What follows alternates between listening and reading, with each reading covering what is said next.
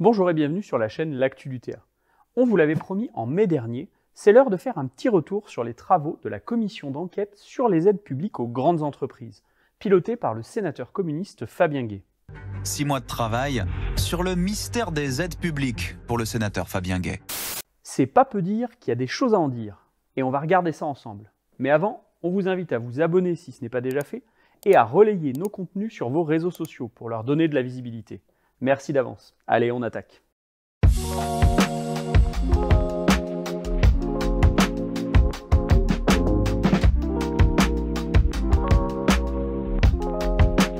Avant de rentrer dans le dur, on va poser quelques bases sur le sujet d'étude.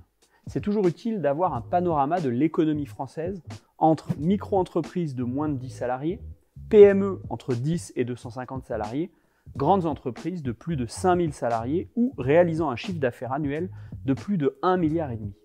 L'essentiel à retenir, c'est que les grandes entreprises réalisent 2/3 des exportations pour 1/3 de la valeur ajoutée produite dans le pays. Ce petit point étant fait, entrons dans le vif du sujet.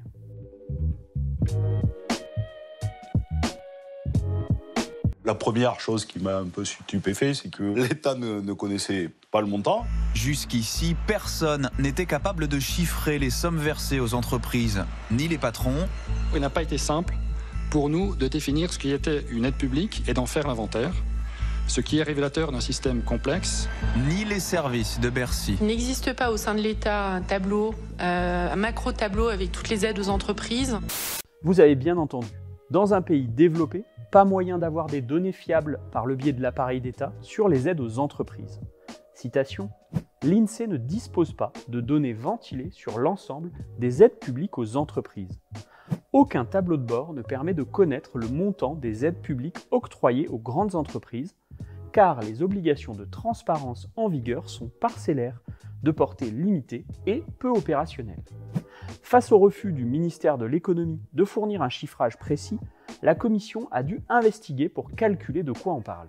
Ce chiffrage, la commission d'enquête est parvenue à le faire. Elle a recensé plus de 2200 dispositifs d'aide différents pour un montant de 211 milliards d'euros par an.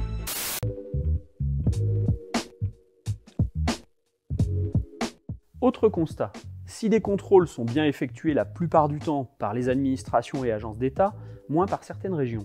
C'est surtout pour s'assurer qu'on ne file pas d'argent à des boîtes aux lettres frauduleuses, mais bien à de vraies entreprises. C'est toujours ça, vous me direz? Sauf que, dans un contexte où le nombre de plans de licenciement a été multiplié par 2 en 2 ans, tandis que les dividendes n'en finissent pas d'exploser, la vraie question est celle de l'évaluation, de l'efficacité des aides publiques, de leur objectif. On en avait déjà parlé sur les dossiers Vencorex ou STMicroelectronics.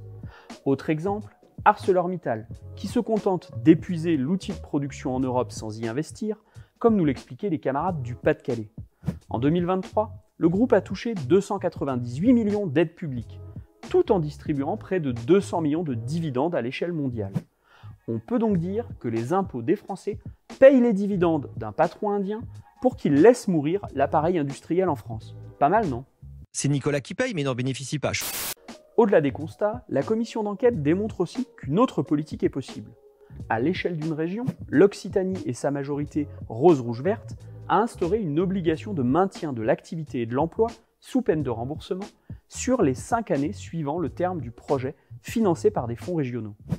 Et à l'échelle d'un pays, on enjambe les Pyrénées.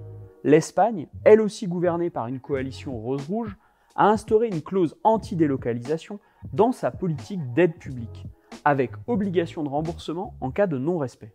On met trop de pognon, on déresponsabilise et on est dans le curatif. La commission d'enquête du Sénat, transpartisane, formule donc une série de préconisations en termes de transparence, d'évaluation réelle et de critères de remboursement des aides.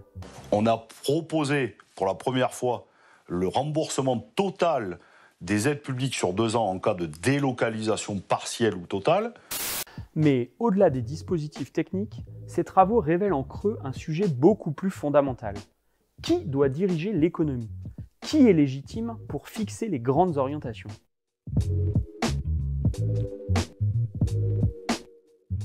La logique actuelle, on l'a vu, ce n'est pas la non-intervention de l'État dans l'économie, puisque des centaines de milliards d'argent public sont injectés. les financiers ne crachent pas sur l'argent de l'État. Par contre, le tabou, c'est la souveraineté sur les choix économiques des grands groupes, sur leur stratégie. Alors que le rapport se fait écho du fait que l'Europe connaît un retard massif en matière d'innovation, et que le sous-investissement dans l'outil de production est chronique depuis des années, l'échec du modèle en vigueur nous saute à la figure. Oui, il y a besoin de renouer avec une vraie souveraineté de la puissance publique sur l'appareil économique, une réelle souveraineté démocratique pour reconstruire des filières à même de répondre aux besoins. On espère que vous aurez apprécié cet épisode de rentrée, et on se donne rendez-vous dans 2 semaines pour une nouvelle vidéo. À très bientôt.